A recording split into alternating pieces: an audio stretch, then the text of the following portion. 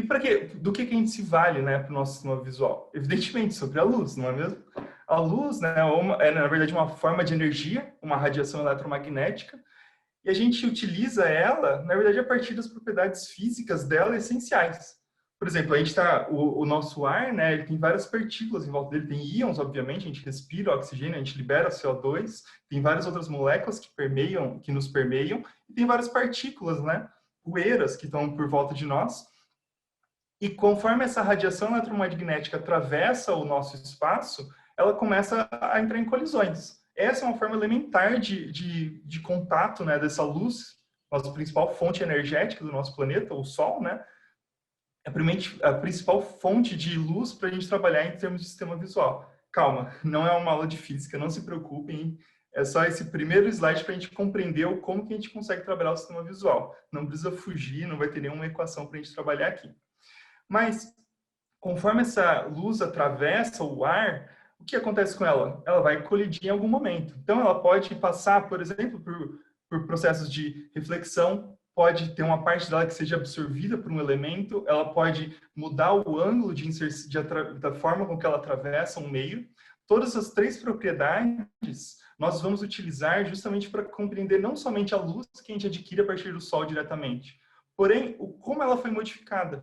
E como ela foi modificada, é justamente o que permite que nós compreendamos justamente o elemento com que ela colidiu. Por exemplo, né, um exemplo clássico, não sei se todo mundo é dessa época, né, mas simplificando o nosso sistema visual, né, vamos trabalhar um pouquinho em duas dimensões, né? Então, se o Sol, que é a nossa principal fonte de radiação eletromagnética, a sua radiação vai colidir com objetos, essas radiações podem ou sofrer, por exemplo, uma reflexão ou uma parte de absorção, e a gente consegue compreender, né? O nosso coleguinha aqui, o Super Mario, consegue compreender que esse objeto que está ali, essa barreira, é um objeto avermelhado, porque parte dessa radiação foi absorvida e outra parte foi liberada. Ou ele consegue compreender que isso é o tom de verde, senão o universo, na verdade, seriam blocos pretos que a gente não consegue compreender. Só que, na verdade, a gente se vale dessas informações luminosas que interagem com o espaço ao nosso redor, justamente para a gente compreender o restante das coisas, e não só o Sol, mas tudo que nos permeia, justamente para a gente conseguir interagir com o ambiente. E o nosso sistema visual é justamente um mecanismo complexo. A gente vai tentar trabalhar ele de uma forma acessível, mas ele passa por diversas formas de processamento, justamente para permitir que a gente entenda que isso daqui é um joguinho de videogame, não é uma pessoa real pulando. Esse processo parece besta, mas na verdade é o que nós fazemos em tempo real. Por vocês estarem me vendo aqui nesse instante na minha tela, o seu cérebro de vocês teve que compreender que isso é um ser humano que está falando com vocês, minha boca está se movendo, vocês compreendem isso, vocês utilizam informações de memórias passadas, né, justamente para contribuir com a formação do que nós compreendemos como sendo nossa visão.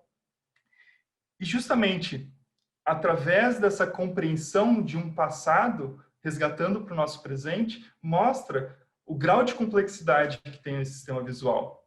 E nisso eu já trago o primeiro ponto a tomar nota para introduzirmos nossa discussão sobre a neurofisiologia do sistema visual. A tomar nota isso, pode parecer brincadeira, mas nossos olhos não são simples máquinas fotográficas. E por que eu digo isso? Porque, na verdade, a nossa retina, né, a nossa fonte de captação primária de estímulos eletromagnéticos de fonte visual, né, que nós interpretamos como visual, não são simplesmente templates estáticos. A informação visual não simplesmente cola em uma folha de papel ou mexe com alguns pixels e então é compreendida como, isso é o universo. Não. Vai passar por uma série de processamentos que a gente vai tentar compreender alguns deles principais. Obviamente, compreender um universo tridimensional é complexo, nós estamos num curso introdutório, mas eu tenho certeza que vocês vão conseguir compreender que, não, nossos olhos ou nosso sistema visual não é uma máquina fotográfica.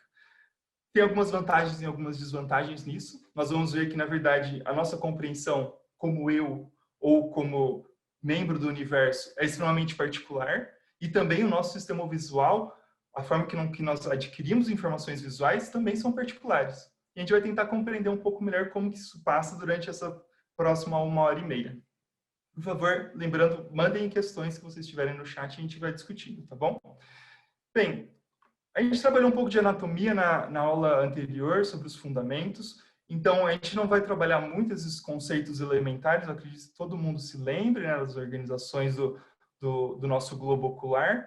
Lembrando, né, que a iluminação atravessa nossa pupila, passa pelo humor aquoso, humor vítreo, sofre alguns processos físicos de modificações, justamente para que todas as informações visuais consigam se concentrar nessa parte posterior do nosso globo ocular, que é justamente o que nós conhecemos como retina.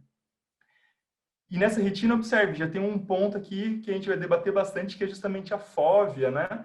Temos aqui vários vasos, vamos ver que tem vários axônios também, obviamente, a gente está trabalhando no sistema nervoso, tem que ter células e a transmissão através dos seus neuritos, né? Dendritos e axônios.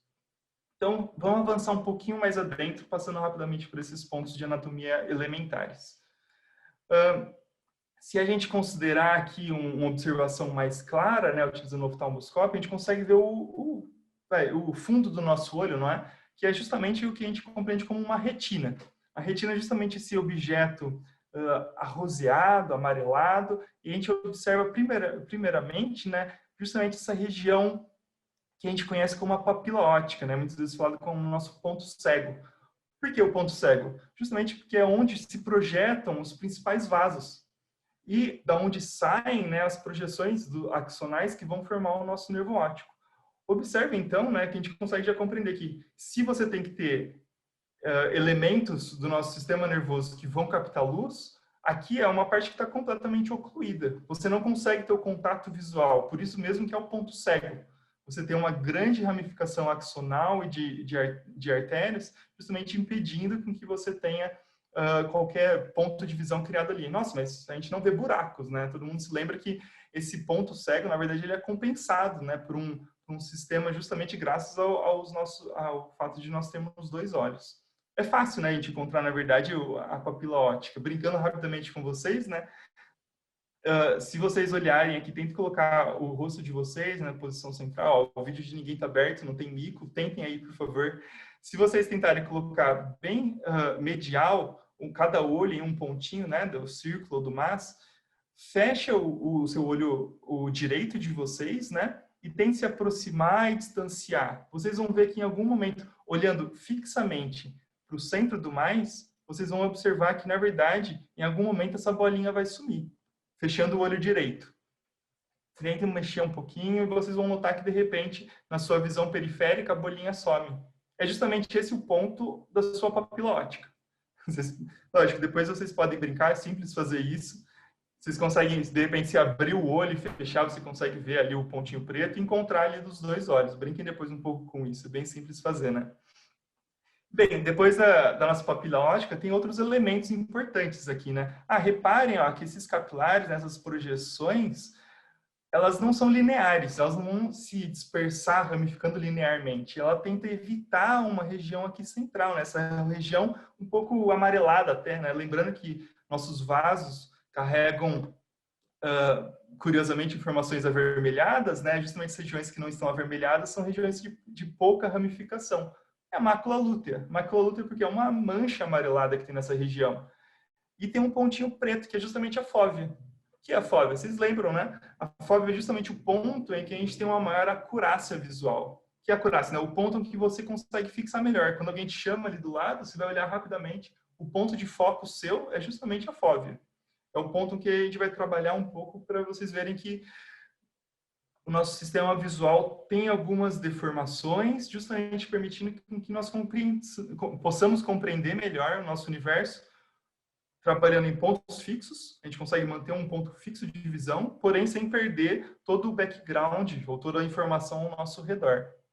Isso já é uma característica que a gente vai explorar um pouco melhor, mas já dando alguns detalhes, né? É justamente as distorções necessárias para com que nós compreendamos o universo da forma que a gente entende ele.